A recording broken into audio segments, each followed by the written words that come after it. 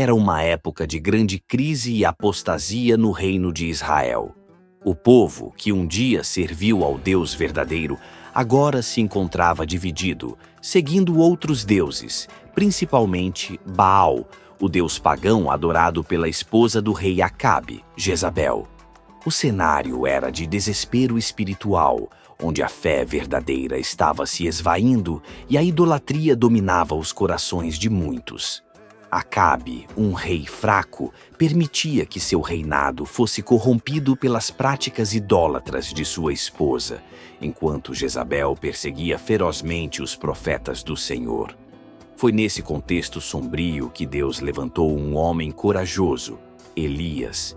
Elias era um profeta destemido, alguém escolhido para confrontar a idolatria e devolver o coração de Israel ao Deus vivo.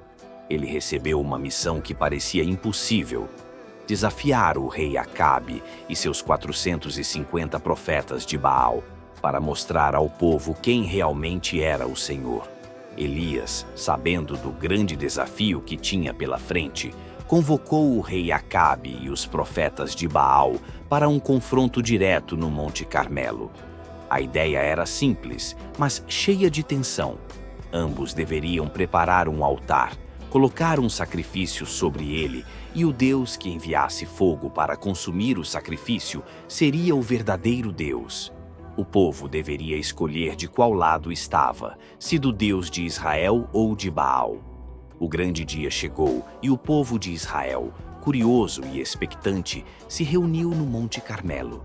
Eles não sabiam o que esperar, mas sabiam que algo grande estava prestes a acontecer.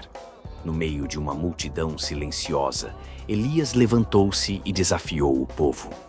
Até quando vocês ficarão divididos entre dois caminhos? Se o Senhor é Deus, sigam-no. Se Baal é Deus, sigam-no. Mas o povo não sabia o que responder. Eles estavam divididos, sem coragem de tomar uma decisão, sem saber em quem realmente confiar. Elias então propôs a grande prova. Vamos fazer um sacrifício. Cada um de nós colocará um novilho sobre o altar e pedirá ao seu Deus que envie fogo para consumir a oferta. O Deus que responder com fogo será reconhecido como o verdadeiro Deus. Os 450 profetas de Baal se animaram com o desafio. Eles se prepararam rapidamente e começaram a invocar Baal. Desde o amanhecer até o meio-dia, eles gritaram, dançaram e até se cortaram, seguindo os rituais de Baal. Mas nada aconteceu. O céu permanecia em silêncio e o altar estava vazio.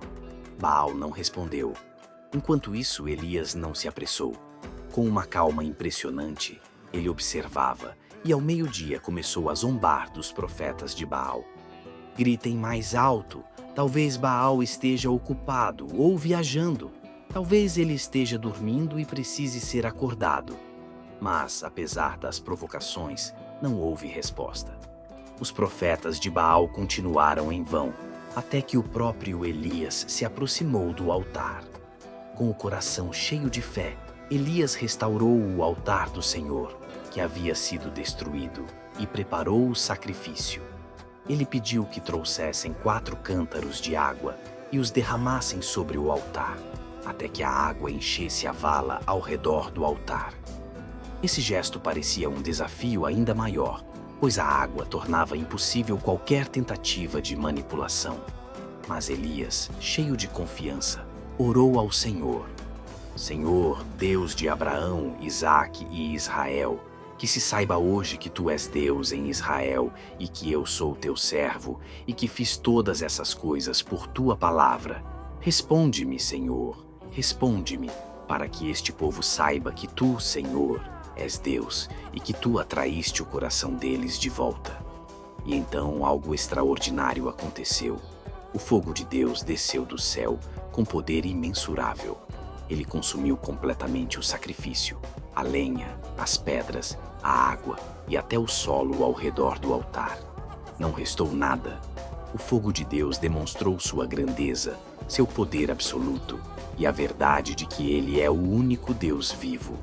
O povo, ao ver aquele milagre, caiu de joelhos e exclamou: O Senhor é Deus, o Senhor é Deus. Elias então mandou que os profetas de Baal fossem capturados e levados até o ribeiro de Quizon, onde foram executados, como um sinal de que a idolatria deveria ser extirpada de Israel. Isso foi um ato necessário para purificar o povo, que estava contaminado pela adoração a falsos deuses. Após essa grande vitória, Elias, com fé inabalável, orou para que a seca que havia assolado Israel por 3 longos anos fosse finalmente quebrada. Ele orou com insistência e Deus ouviu sua oração. As nuvens começaram a se formar no céu e logo uma chuva forte caiu, trazendo alívio para a terra e sinalizando que a bênção de Deus estava de volta ao seu povo. A história de Elias e os profetas de Baal nos ensina muitas lições poderosas. Primeiramente, vemos a coragem de Elias diante da oposição.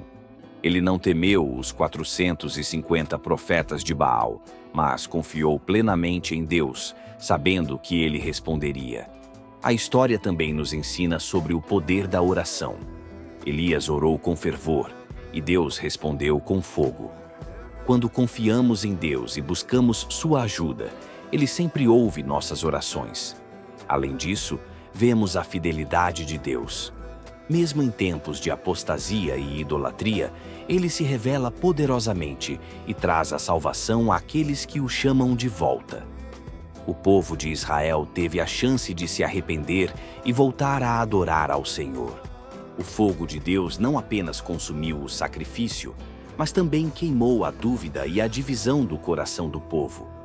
A chuva que veio após o milagre simbolizava a bênção que Deus derramaria sobre aqueles que se voltassem para Ele com sinceridade. E essa é a grande mensagem para todos nós hoje.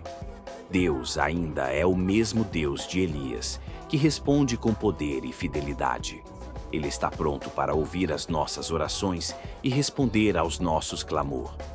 Basta que tenhamos coragem de nos posicionar ao lado dele, e ele nunca nos abandonará. E agora eu quero te convidar a continuar essa jornada de fé. Se você acredita no poder de Deus, se você quer ver mais histórias incríveis como essa e aprender mais sobre o que Deus tem para você, inscreva-se no canal e ative as notificações para não perder nenhuma novidade.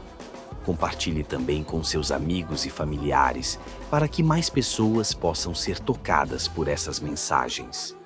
Deus tem grandes coisas para realizar em nossas vidas e você não vai querer ficar de fora disso.